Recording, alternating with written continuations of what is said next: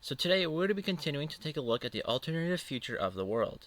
Now this is part 2 of the series, so if you haven't seen the first video, I recommend you go watch it, but here's a quick recap of what happened. Russia invaded Ukraine and annexed most of the eastern half. They also invaded Moldova and united the two countries together to form one puppet state. Belarus also aided in that invasion and gained some land in the south. Russia also invaded Georgia and annexed the entire country. We also saw the US invading Cuba and they annexed that country as well, making it a state. And we saw the formation of some alliances. Obviously there's NATO, but Russia has also formed a new alliance with Belarus and the puppet state of Ukraine. We also saw Austria, Bosnia and Herzegovina, and Azerbaijan joining NATO. We also saw Morocco and Ireland applying for NATO membership, but not in the alliance yet. With this Russian alliance, we also have Serbia and Armenia applying to join.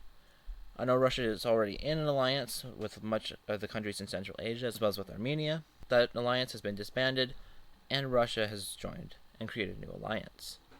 And we see a lot of Central Asian countries also now looking to join the Russian alliance. And tensions, especially in Europe, are on the rise, especially with Russia's expansion.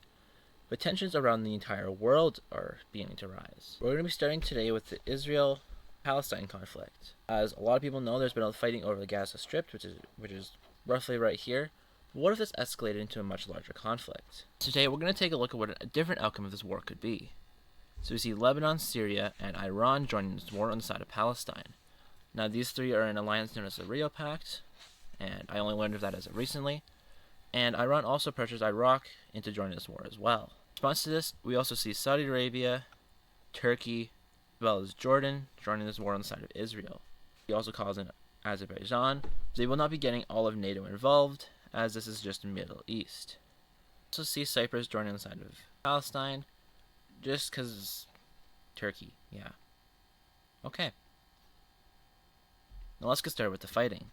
Well, we see Israel taking out Palestine, sparked a lot of anger in the neighboring countries, as Lebanon and Syria both begin to invade into Israel. This is about when Jordan and Saudi Arabia join the war, as well as Turkey, and they also begin to invade into Syria. Turkey pushes in from the north, and Jordan and Saudi Arabia from the south. And then this is when Iraq and Iran join the war. And they begin to push into Saudi Arabia. Saudi Arabia does pressure Kuwait into joining this war. Iran pressures Armenia into join this war as well, as they are in a conflict with Azerbaijan. And right away, Azerbaijan and Turkey both begin to invade into Armenia. Russia doesn't really like that, but they're not in alliance with Armenia anymore, so they don't do anything about it. And eventually the entire country capitulates, and they begin to invade into northern Iran. Elsewhere, Iraq and Iran push into Kuwait, taking nearly the entire country, and from there push into Saudi Arabia. A few more countries join this war now, those being Oman, UAE, as well as Yemen and Qatar. Now this will start in a whole nother front, and Saudi Arabia will be very distracted in the north and in the south. And fighting a multi-front war is not the funnest thing. Aside from that, they will begin to push into Yemen from the north and Oman from the south. And this will go very well for them. They take most of the northern areas, and then they begin to see some resistance on the coastal areas by the Red Sea. But this shouldn't take much longer. Back up north, Iraq's and Iran's efforts are doing better as they push down along the coast. We see that Qatar is completely captured. We also see Iran pushing back Azerbaijan and Turkey, and even beginning to invade into Turkey a little bit, and Azerbaijan. Elsewhere, we see Israel is fully liberated, begin to push into southern Lebanon, and into Syria as well.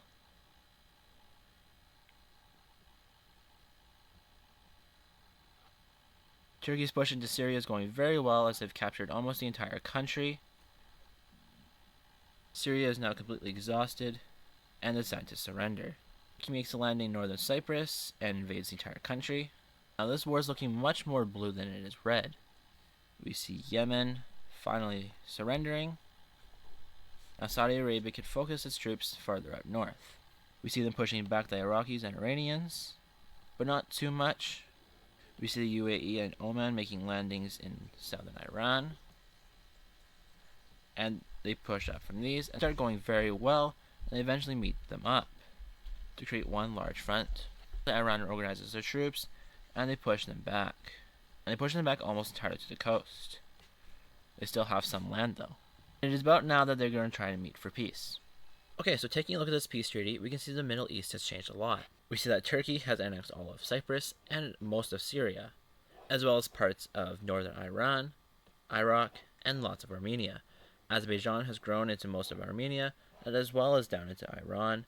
Iran annexed most of what was remaining of Iraq after Saudi Arabia, Kuwait, and Jordan took pieces out of it, and Israel annexed all of Palestine, as well as Lebanon and parts of Syria, and Jordan expanded as well.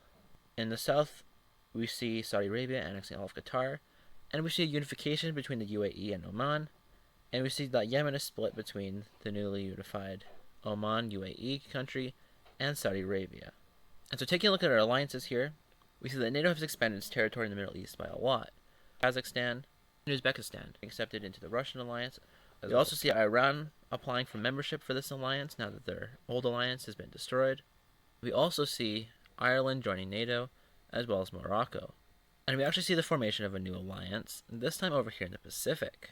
In order to counteract Russia's expansions, such as Australia, New Zealand,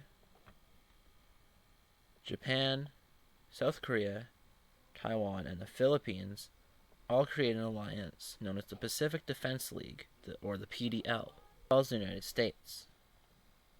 I'll give them a dot, that way you can see. More countries will likely join this alliance, but for now, it is just these few. I think that'll be it for this video. Here's just a quick recap of what all happened. Breakout of a war in the Middle East, in which Israel, Saudi Arabia, Turkey, and a few other countries won against Iran, Iraq, Syria, and Lebanon.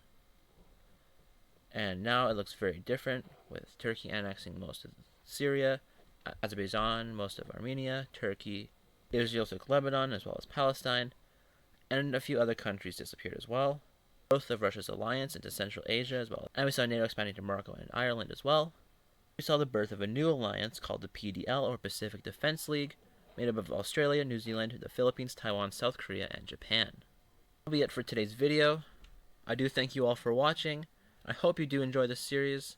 I plan to make more videos every Saturday. Thank you all for watching again. Remember, if you have any ideas or recommendations for this series, please put them in the comments. And I thank you all for watching again.